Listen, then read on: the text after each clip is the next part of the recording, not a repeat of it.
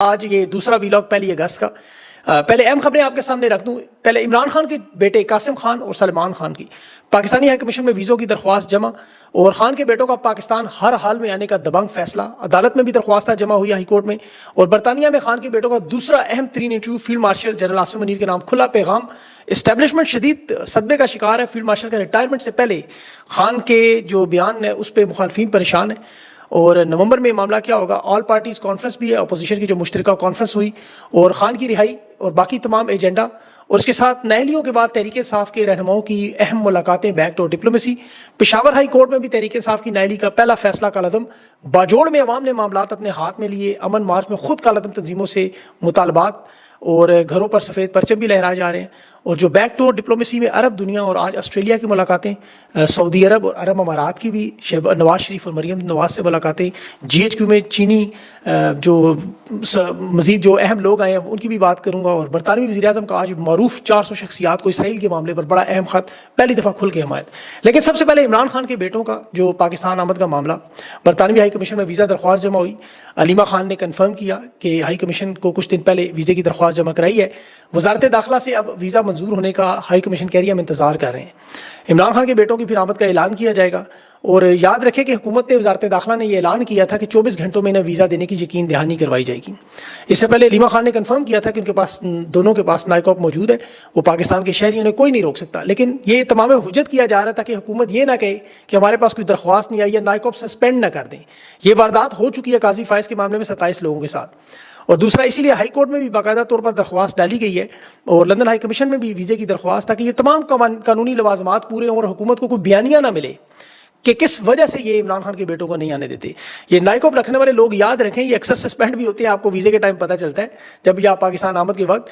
اسی لیے high court میں درخواست بھی دی جائے. یہ سارے اینگل مکمل کیے جا رہے ہیں تاکہ یہ آمد پاکستان میں لازم و ملزوم بنائے جائے.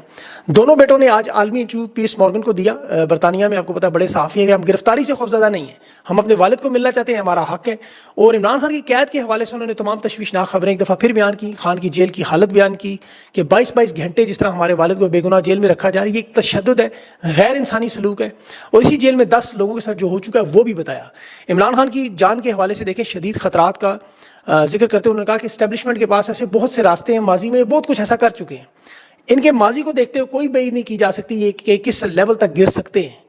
پھر اس کے علاوہ انہوں نے آج field marshal general Asim Munir کے نام بھی یہ پیغام جاری کیا کہ وہ جمہوریت کا احترام کریں, پاکستان کے لوگوں کے مینڈیٹ کا احترام کریں, اور قانون کی حکمرانی کو تسلیم کریں.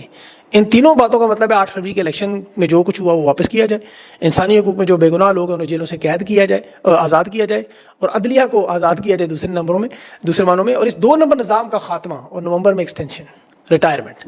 ڈونلڈ ٹرمپ کے بارے میں کہا یہ واحد شخص ہے جو فیلڈ مارشل پر اثر و رسوخ رکھتا ہے, پاکستان میں انسانی حقوق کے حوالے سے مینڈیٹ چھیننے کے, قانون کی حکمرانی پر یہ حقیقی معنوں میں کچھ کر سکتا ہے, جس طرح دنیا میں دعویٰ بھی کرتے ہیں.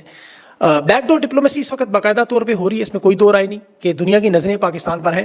اس کی دیکھیں ایک تو بڑی وجہ نیوکلیئر ملک ہے, یاد رکھیں پڑوسیوں کو اپنے اپنے خطرات ہیں کہ غیر محفوظ پاکستان ان کے لیے بھی غیر محفوظ ہو سکتا ہے, یہ ایٹمی اثاثے ہیں. پھر امریکہ سمیت ان تمام ممالک کے لیے تشویش ماضی میں بھی رہی.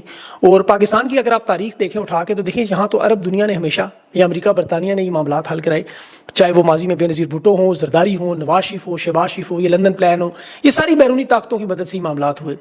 پاکستان کی تاریخ میں پہلی دفعہ عمران خان کی جو حکومت گری ہے وہ عدم اعتماد میں انہی ممالک کے اشارے اور مدد سے ہوئی.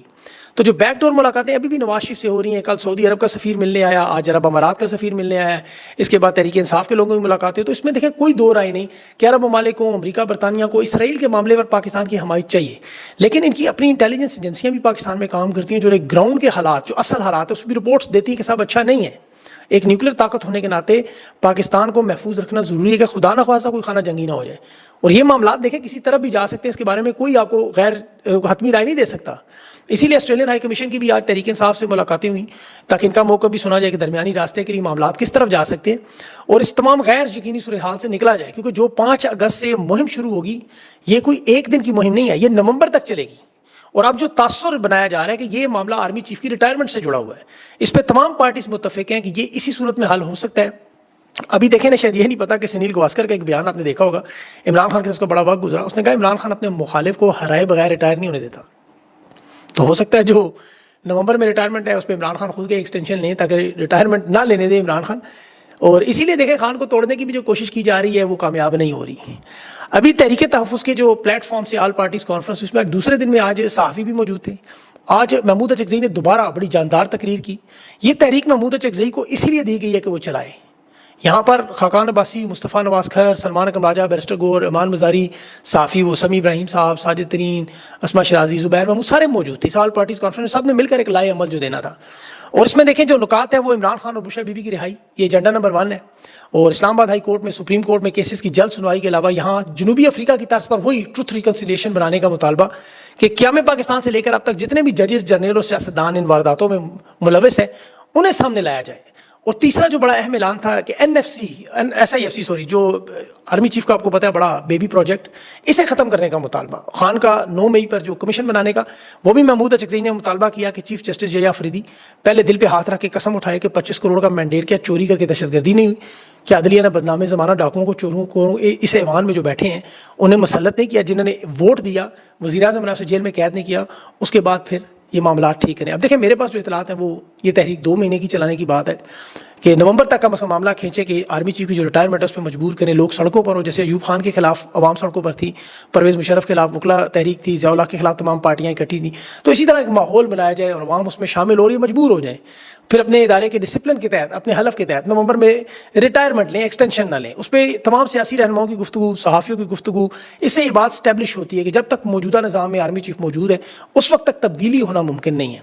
یہ اسے جان بوجھ کر ڈیلے کر رہے ہیں, آپ کو پتہ ہے, تاکہ عمران خان کو اس وقت اسی لیے جیل میں جو حالات ہیں, کھانا خراب دینا, سورج کی روشنی سے محروم کرنا, 22 گھنٹے انہیں چلنے پھرنے سے محدود کرنا, اپنے خاندان سے ملنے نہ دینا, ذہنی ٹارچر کرنا, وضو کے لیے گندا پانی دینا, پھر 24 گھنٹے میں جو پسینہ بہتا ہے, ڈی ہائیڈریشن ہوتی ہے, صحت خراب. تو یہ سارا منصوبہ اسی لیے بنایا گیا کہ عمران خان کو تو اب اللہ نے دیکھے غیر معمولی جسمانی اور ذہنی صلاحیت دی ہوئی ہے, طاقت دی ہے, وہ برداشت کر, اس کی قوت برداشت بہت زیادہ ہے. اتنے ہی یہ ظالم اور گرے ہوئے لوگ بھی زیادہ ہیں. اور عمران خان کے اعصاب مضبوط ہیں, لیکن دوسری طرف دیکھیں پاکستان کی عوام بھی یہ چیز جانتی ہے, اسی لیے ان کے اپنے حقوق بھی متاثر ہو رہے ہیں عمران خان کے ساتھ. وہ خان کی اس قربانی کو دیکھ رہے ہیں جو ان کے اپنے حقوق کے ساتھ جڑی ہوئی ہے, کہ بے گناہ عمران خان کی قید کا معاملہ وہی نظریہ آزادی ہے. عمران خان اگر جیل میں قید ہے تو اس کا مطلب پاکستان کا وہ نظریہ آزادی قید ہے. تو عوام اس آزادی کے مہینے میں اپنی آزادی کے لیے بے چین ہے.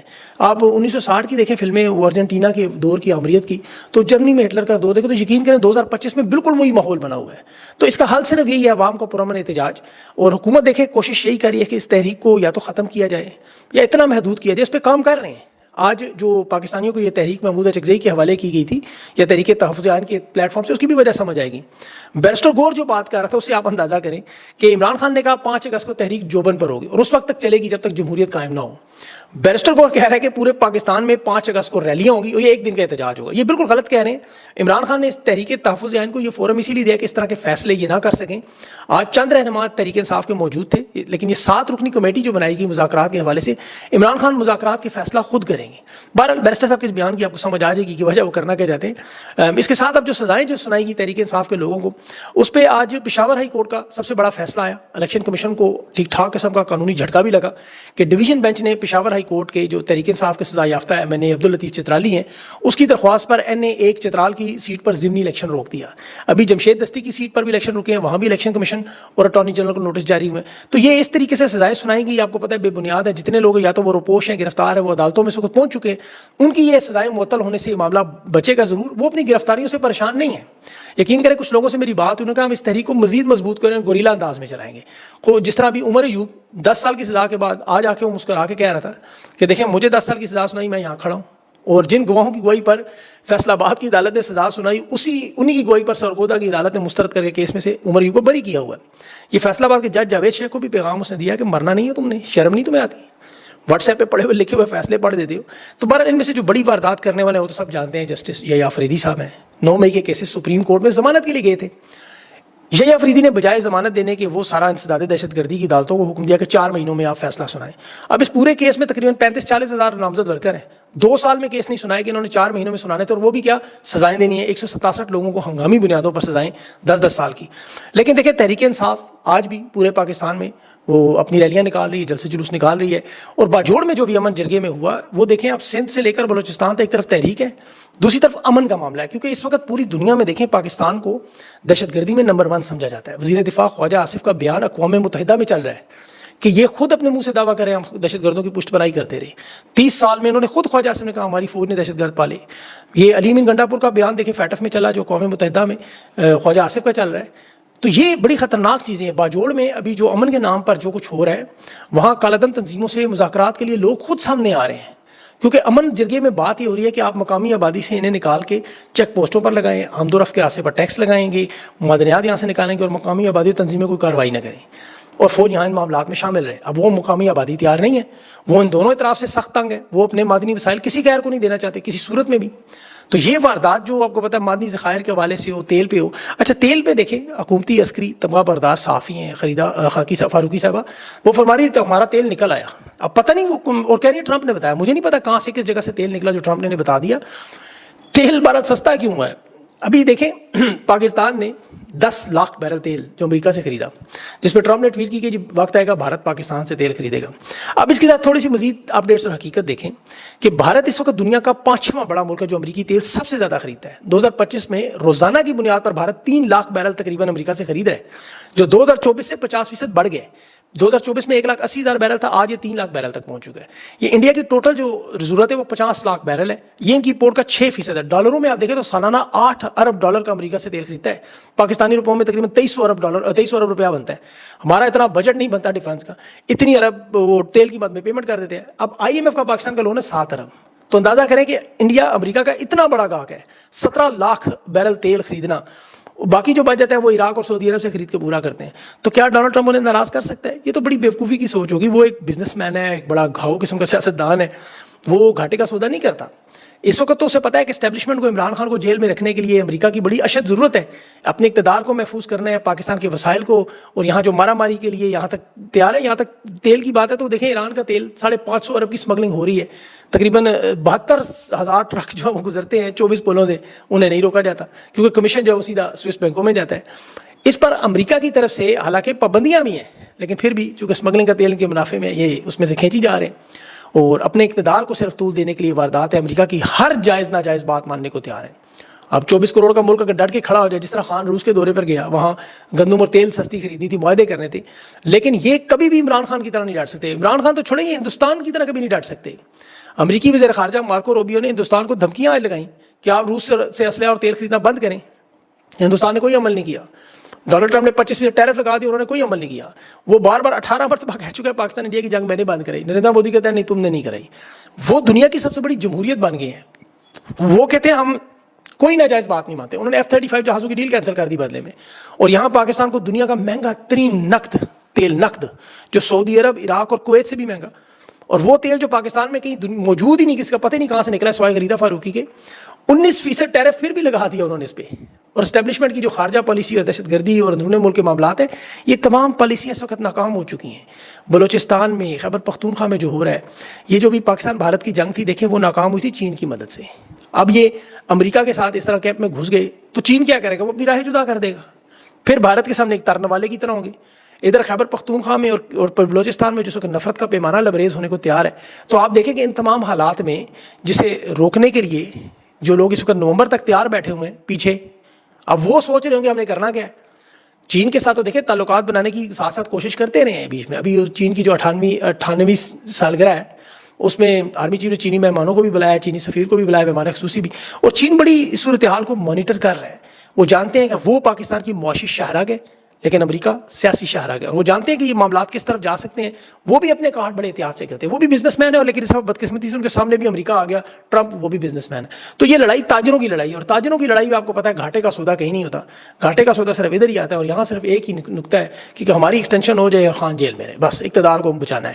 اب یہ چیز عوام اب کیا کرتی ہے یہ آپ کو پتہ ہے. آنے والے دن تھوڑے رہ گئے ہیں, اور ایسے میں عمران خان کے بیٹوں کی آمد پاکستان میں ہونے کی دیر ہے, تو مجھے لگتا ہے کہ معاملہ بدل جائے گا. دیکھیں ہم انہیں ویزا ملتا ہے, انہیں آنے دیتے ہیں, کس شرائط پہ دیتے ہیں, کیا کرتے ہیں, یہ آپ کے سامنے کھل جائیں گے. آج ان کا انٹرویو ابھی میرا شروع ہونے والا ہے, وہ بھی دیکھیے گا, اس میں کیا بات ہوگی. زیادہ تر باتیں ان کی ظاہر اپنے والد کے متعلق ہی ہوں گی, اور تحریک تو وہ نہیں, اس نے کہا ہم سیاست میں کوئی مداخلت نہیں کر سکتے, نہ ہمیں والد نے اجازت دی ہے, والد سے ملنے آئیں گے. لیکن میرے خیال میں ان کا ملنا ہی, پاکستان آنا ہی اس پورے مرحلے میں کافی ہوگا. باقی اب اللہ سے دعا ہے کہ اللہ تعالیٰ ان معاملات کو بہتر کرے. اپنا خیال رکھیں, مجھے اجازت نہیں, اللہ حافظ.